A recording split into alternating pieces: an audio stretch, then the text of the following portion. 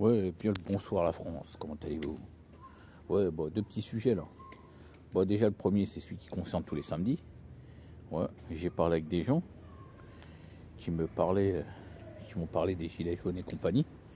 Ils m'ont dit on ne comprend pas pourquoi ils sont encore dans la rue au bout de 4 ans tous les samedis. Pourquoi tous les samedis? Et pourquoi continuer à s'acharner alors qu'ils n'ont rien eu pendant 4 ans? Après, je leur ai expliqué un peu le truc, le ressenti et tout, qu'ils avaient été créés, que tout ça, ça a été voulu, cette révolte populaire, mais que les vrais étaient restés dans la rue. Mais ils me disent, en 4 ans, s'ils n'ont rien eu, en 5 ans, ils n'auront rien de plus, en 6 ans non plus. Ils n'ont pas tort, ils n'ont pas tort. Le problème, c'est que des gens m'ont dit,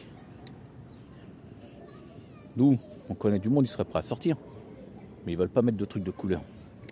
Ouais, parce que pour eux, le gilet jaune, c'est une couleur. Ça appartient à un gang, quoi. Ouais, un peu comme dans le film des guerriers de la nuit. Si vous avez vos couleurs, je tomberai dessus. Ouais, sur ça, ils n'ont pas tort. À un moment, il faut innover. Parce que là, j'ai regardé un peu vite fait les manifs aujourd'hui. J'ai regardé à Paris, bah, ils étaient 100, même pas 200 à un endroit, 40 à l'autre, et je sais pas à l'autre. Et les 3 manifs, on n'a pas vu l'autre. Avec ça, ça représente plus le peuple. Il va falloir passer à autre chose, il va falloir innover. Si vous voulez que les gens vous rejoignent. Parce que comme ils disent, on ne peut pas rejoindre quelque chose qui est depuis 4 ans, plus de 170 samedis dans la rue. Au début, comme ils me disent, quand ils m'ont dit, on y a cru, beaucoup y ont cru. Bah d'ailleurs, beaucoup ont eu de la famille qui sont sortis.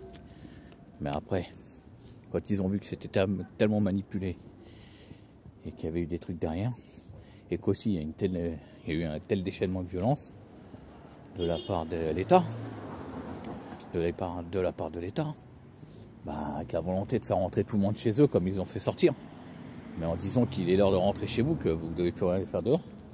Voilà. Et puis comme ils me disent, 170 samedis, et ta famille t'en fait quoi? Ça casse tout lien social. Ok, t'es avec des amis, toi. Ouais, ça casse tout lien social. Tu perds tout avec ça. Tu perds ta famille, tes enfants, si t'en as, ils s'éloignent de toi, parce que tu fais plus rien avec eux. Et total, t'as quoi à la fin? T'as rien. Beaucoup ont arrêté comme moi. Ouais, beaucoup ont arrêté comme moi. En fait, beaucoup de gens attendent un nouveau déclic, un nouveau truc. Après, si vous attendez les syndicats, tout ça, c'est mort, c'est les corrompus. Si vous attendez quoi encore? Vous attaquez, merde, si vous attendez les gens comme les routiers, tout ça, ils bougeront jamais. Si vous croyez que les flics vont vous rejoindre, jamais de la vie.